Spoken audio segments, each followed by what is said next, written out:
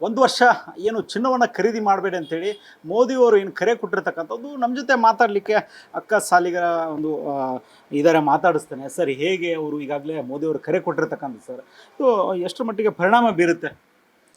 ಪರಿಣಾಮ ಅಂದರೆ ಹೀಗಿದೆ, ಜನರು ಎಷ್ಟು ಜನ ಈಗ ನನ್ನ ಅಜ್ಮಾಸ ಒಂದು 50 ಜನ ಅದನ್ನು ಪಾಲಿಸ್ಬೋದು. ಯಾಕಂದರೆ ಪ್ರಧಾನಮಂತ್ರಿ ಕರೆ ಕೊಟ್ಟಿದ್ದಾರೆ, ಅದರ ಪಾಲಿಸೋಣ ಅಂಥೇಳಿ ಜನರಿಗೆ ಒಂದು ಮೈಂಡ್ ಥಿಂಕ್. ಅಂದರೆ ಈಗಾಗಲೇ ಪೆಟ್ರೋಲ್ ದರ ಹೆಚ್ಚಿಗೆ ಆಗ್ತಿದೆ ಅಂತ ಇವತ್ತಿನ ಪೇಪರ್ನಾಗ ಬಂದಿದೆ.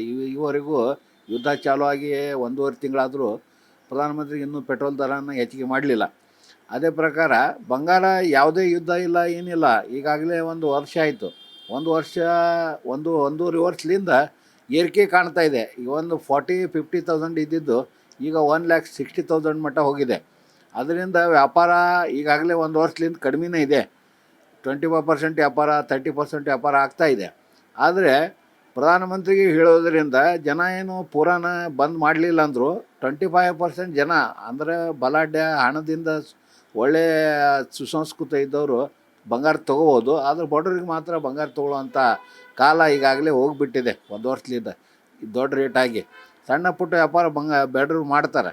ದೊಡ್ಡ ವ್ಯಾಪಾರಸ್ಥರು ಅವರು ಏನಿದೆ ಒಂದು ಸ್ವಲ್ಪ ಹಣ ಇದ್ದರೆ ಬಂಗಾರ ತೊಗೊತಾರೆ.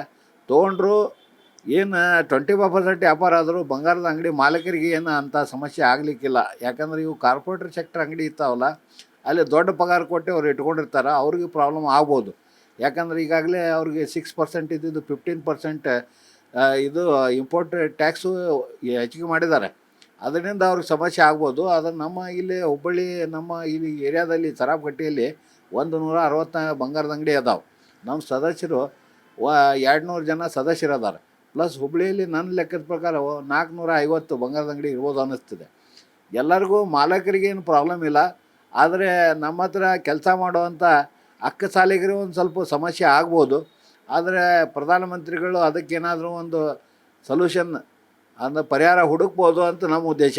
ಹುಡುಕದೇ ಇರಲಿ, ಆದರೆ ಪ್ರಧಾನಮಂತ್ರಿಗಳು ನಮಗೆ ಕರೆ ಕೊಟ್ಟಾರಂದ್ರೆ ನಾವು ಅದನ್ನು ಪಾಲಿಸೋದು ನಮ್ಮ ಪ್ರಜೆಗಳಾಗಿ ನಮ್ಮ ಧರ್ಮ. ಯಾಕಂದರೆ ಬೇರೆ ದೇಶದಲ್ಲಿ ನೋಡ್ಬೋದು, ಯುದ್ಧದಿಂದ ತಿನ್ನಕ್ಕೆ ಕೂಳಿ ಇಲ್ಲ, ಪಾಕಿಸ್ತಾನ ಒದ್ದಾಡ್ತಾ ಇದೆ, ನಾವು ಇಲ್ಲಿ ಆರಾಮದೇವಿ. ಅಂಥ ವಿಷಯದಾಗ ಒಂದು ಸಣ್ಣ ವಿಷಯ ನಮ್ಮ ಪ್ರಧಾನಮಂತ್ರಿಗಳು ಬಂಗಾರ ಖರೀದಿ ಮಾಡಿ ಬೇಡ ಅಂದಿದ್ದಾರೆ. ರಾಜಕೀಯ ವ್ಯಕ್ತಿಗಳು ತಮ್ಮ ರಾಜಕೀಯ ಬೇಳೆ ಬೇಯಿಸ್ಕೊಳ್ಳೋಕೆ ಏನು ಬೇಕಾದ್ರೂ ಮಾಡಿಕೊಳ್ಳಿ. ಅದು ವ್ಯಾಪಾರಸ್ಥರಾಗಿ ನಾವು ಪ್ರಧಾನಮಂತ್ರಿ ಕರೆಗೆ ಹೋಗೊತ್ತು ನಮ್ಮ ಪ್ರಧಾನಮಂತ್ರಿ ಏನು ಹೇಳಿದ್ದಾರೆ 1 ವರ್ಷ ಬೇಡ ಅಂತೇಳಿ. ಅವ್ರದ್ದು ಲೈಫ್ನಾಗ ಬಂಗಾರ ತೊಗೊಬೇಡ್ರಿ ಅಂದಿಲ್ಲ. ಯಾಕಂದರೆ 760 ಟನ್ 1 ಇಯರ್ 25-26ಗೆ ಬಂಗಾರ ಬಂದಿದೆ ಅಂತ ನ್ಯೂಸ್ ಪೇಪರಲ್ಲಿ ನೋಡಿದೆ ನಾನು. ಅದರಿಂದ ನಮ್ಮ ಕರೆನ್ಸಿ ಬೇರೆ ಈಗಾಗಲೇ ವೀಕ್ ಆಗ್ತಾಯಿದೆ ಯುದ್ಧದಿಂದ. 84-86 ಇದ್ದಿದ್ದು ಈಗ 95ಗೆ ಬಂದಿದೆ. ಅದರಿಂದ ನಮಗೆ ಸಮಸ್ಯೆ ಆಗ್ತದೆ. ಈ ಒಂದು ಸ್ವಲ್ಪ ಬಂಗಾರದಿಂದ ನಾವು ಅವ್ರಿಗೆ ಹೆಲ್ಪ್ ಮಾಡೋಣ, ಅವ್ರ ಜೊತೆ ಕೈ ಜೋಡಿಸೋಣ. ರಾಷ್ಟ್ರದ ಜೊತೆ ಕೈ ಜೋಡಿಸೋಕೆ ನಮಗೆ ಯಾವುದೇ ಸಮಸ್ಯೆ ಆಗೋದಿಲ್ಲ ಅನ್ನೋ ನಮ್ಮ ಉದ್ದೇಶ. ಬೇರೆ ದೇಶದಲ್ಲಿ ಯುದ್ಧದಿಂದ ತಮ್ಮ ಮನೆ ಮಠಗಳನ್ನು ಬಂಗಾರ ರೊಕ್ಕನ ಬಿಟ್ಟು ಓಡೋಗ್ತಾ ಇದ್ದಾರೆ. ಆದರೆ ನಾವು ಅಂಥ ಪರಿಸ್ಥಿತಿ ಒಳಗೆ ಇಲ್ಲಲ್ಲ. ಬರೀ ಒಂದು ಬಂಗಾರ ಖರೀದಿ ಮಾಡೋದು ಬೇಡ ಅಂದಿದ್ದಾರೆ. ನಾವೆಲ್ಲ ಕೂಡಿ ಪ್ರಧಾನಮಂತ್ರಿಗಳ ಜೊತೆ ಕೈ ಜೋಡಿಸಿ ನಮ್ಮ ರಾಷ್ಟ್ರದ ಹಿತಕ್ಕಾಗಿ ನಮ್ಮ ಒಂದು ಕೊಡುಗೆಯನ್ನು ಸಲ್ಲಿಸೋಣ ಅಂತ ನನ್ನ ವಿಷಯ ಸರ್. ಪ್ರಮುಖವಾಗಿ ಮೋದಿಯವರು ಹೇಳಿಕೆ ಸ್ಪಷ್ಟವಾಗಿದೆ ಸರ್ ಅವ್ರದ್ದು. ಅನಗತ್ಯ ಬಂಗಾರವನ್ನು ಖರೀದಿ ಮಾಡಬೇಡಿ ಅಂತೇಳಿ. ಅಂದರೆ ಬಂಗಾರ ತೆಗೆದುಕೊಳ್ಳೋ ಅಂದರೆ ಏನಾದರೂ ಮದುವೆ ಮುಂಜೆ ಇದ್ದರೆ ಏನು ತೆಗೆದುಕೊಳ್ಬೋದು. ಅನಗತ್ಯ ಅಂತಂದರೆ ಸುಮಾರು ಇನ್ವೆಸ್ಟ್ಮೆಂಟ್ ಮಾಡೋರು ಇರ್ತಾರಲ್ಲ, ಆ ರೀತಿ ಮಾಡಬೇಡಿ ಅಂತ ಒಂದು ಸ್ಪಷ್ಟವಾಗಿ ಅದು ಅವ್ರು ಹೇಳಿದ್ದು ಸರಿಯಾಗಿದೆ. ಆದರೆ ಅವರು ಒಂದು ಮಾತು ಮಾಡಬೇಕು. ಏನು ಮಾಡಬೇಕಂದ್ರೆ MCX ಒಳಗೆ ಅದು ಗೋಲ್ಡ್ ಟ್ರಾನ್ಸಾಕ್ಷನ್ ಇದೆ, ಅದನ್ನು ತೆಗೆದ್ರೆ ಭಾಳ ಒಳ್ಳೆಯದಂತ ನನ್ನ ಉದ್ದೇಶ. ಯಾಕಂದರೆ ಅಲ್ಲಿ ಅಗತ್ಯಕ್ಕೆ ಬಂಗಾರ ಖರೀದಿ ಮಾಡೋದಿಲ್ಲ ಯಾರು. ಹಾಗೆ ಸುಮ್ಮನೆ ಟ್ರೇಡಿಂಗ್ ಮಾಡಿ ಪ್ರಾಫಿಟ್ ಮಾಡ್ಕೊಳಕ್ಕೆ ಮಾಡ್ತಿರ್ತಾರೆ. ಅದರಿಂದ ಬಂಗಾರಕ್ಕೆ ಈಗ ರೇಟ್ ಏರೋದು ಅದರ ಕಾರಣ ಅಂತ ನಮ್ಮ ಉದ್ದೇಶನೂ. ಯಾಕಂದರೆ ಅಲ್ಲಿ ನಾವು MCX ಕಮಾಡಿಟಿ ಒಳಗೆ ಒಂದು 5 ಲಕ್ಷ ಕೊಟ್ಟು 1 ಕಿಲೋ ಬಂಗಾರ ತೊಗೋಬೋದು. 1,60,000 ಇದು 1,60,00,000 ಬಂಗಾರ ಬರೀ 5 ಲಕ್ಷ 10 ಲಕ್ಷಕ್ಕೆ 1 ಕಿಲೋ ಖರೀದಿ ಮಾಡ್ಬೋದು. ಆದರೆ ಅದರಿಂದ ಸಮಸ್ಯೆ ಆಗ್ತಿರೋದು ಮಾರ್ಕೆಟ್ನಲ್ಲಿ ಜನ ತೊಗೊಳಕ್ಕೆ ಬರ್ತಾರಲ್ಲ, ಅವ್ರಿಗೆ ರೇಟ್ ಹೆಚ್ಚಿಗೆ ಆಗಿ ಪ್ರಾಬ್ಲಮ್ ಆಗಿದೆ. ಅದನ್ನು ದಯವಿಟ್ಟು ಪ್ರಧಾನಮಂತ್ರಿ ಅವರು ಬಂದ್ ಮಾಡೋದಿಲ್ಲ. ಯಾಕಂದರೆ ಅದರಿಂದ ನಾನು ಗೆಸ್ ಮಾಡಿರೋ ಪ್ರಕಾರ 1 ವರ್ಷಕ್ಕೆ 2 ಲಕ್ಷ ಕೋಟಿ ಇನ್ಕಮ್ ಇದೆ MCX ಆನ್ಲೈನ್ ಟ್ರೇಡಿಂಗ್ಲಿಂದ ಅಂತ ನಾನು ಒಂದು ಗೆಸ್. ಅಂದ್ರೆ ಆನ್ಲೈನ್ ಟ್ರೇಡಿಂಗ್ ಮಾಡೋರು ಹೇಳಿದರು ನನಗೆ 2 ಲಕ್ಷ ಕೋಟಿ ಭಾರತ ದೇಶಕ್ಕೆ ಅದರಿಂದ ಅರ್ನಿಂಗ್ ಇದೆ. ಅದಕ್ಕೆ ಅದು ಅವ್ರು ಬಂದ್ ಮಾಡಲಿಲ್ಲ, ಮಾಡೋಕ್ಕಿಲ್ಲ. ಆದರೆ ಉಳ್ಕಿ ಜನನ ಅದು ತಿಳ್ಕೊಂಡು ಬಂದ್ ಮಾಡಬೇಕನ್ನೋ ಒಂದು ಉದ್ದೇಶ ಇದೆ.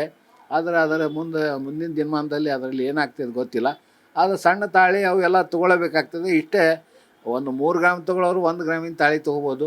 ಹಾಗೂ ಏನು ಸಣ್ಣ ಪುಟ್ಟ ವ್ಯಾಪಾರ ಮಾಡ್ಬೋದು. ಅದು ಹೇಳಿದಲ್ಲ ನಾನು 25% ಅಂತ, ಅದು ಅದರಲ್ಲೇ ಬರ್ತಿದೆ. ತಾಳಿ, ಒಂದು ಸಣ್ಣ ಉಂಗುರ, ಏನಾದರೂ ಓರನಿಗೆ ಒಂದು ಉಂಗುರ, ಹೀಗೆಲ್ಲ ತೊಗೊಳ್ಳೋದು ಅದೇ ಒಂದು 25% ವ್ಯಾಪಾರ ಆಗ್ಬೋದು ಅಂತ ನನ್ನ ಉದ್ದೇಶ. ಮುಂಚೆ ಇರ್ತಕ್ಕಂಥ ವ್ಯಾಪಾರ ಸರ್, ಏನು ಮೋದಿಯವರು ಕರೆ ಕೊಡೋಕ್ಕಿಂತ ಮುಂಚೆ ಇರ್ತಕ್ಕಂಥ ವ್ಯಾಪಾರಕ್ಕೂ ಇವಾಗ ನಡೀತದೆ ಅಲ್ಲ ವ್ಯಾಪಾರಕ್ಕೆ ಏನಾದರೂ ಡಿಫ್ರೆನ್ಸ್ ಇದೆಯಾ? ಏನಿಲ್ಲ, ಅದಕ್ಕೇನು ಅಂಥ ದೊಡ್ಡ ಸಮಸ್ಯೆ ಆಗಲಿಕ್ಕಿಲ್ಲ. ಯಾಕಂದರೆ ರೇಟೇ ದೊಡ್ಡದಿದೆ. ರೇಟ್ ದೊಡ್ಡದಿರೋದ್ರಿಂದ ಜನ ಖರೀದಿನೂ ಕಡಿಮೆ ಮಾಡಿದಾರೆ. ನಾ ಹೇಳಿದೆಲ್ಲ ನಿಮಗೆ. ಈಗ ಸರ್ ಇವತ್ತಿನ ದರ ಇವಾಗ 1,62,000 ಇದೆ. ಹಾಂ, ಆಮೇಲೆ ಅದು ಪ್ಲಸ್ GST ಹಿಡಿದ್ರೆ 1,65,000 ಬೀಳ್ತದೆ. 24 ಕ್ಯಾರೆಟ್. 22 ಕ್ಯಾರೆಟ್ 1,52,000 ಬೀಳ್ತದೆ ವಿತ್ GST. ಅದಕ್ಕೆ ಜನದಕ್ಕೂ ಆದ ಒಲವು ಇಲ್ಲ.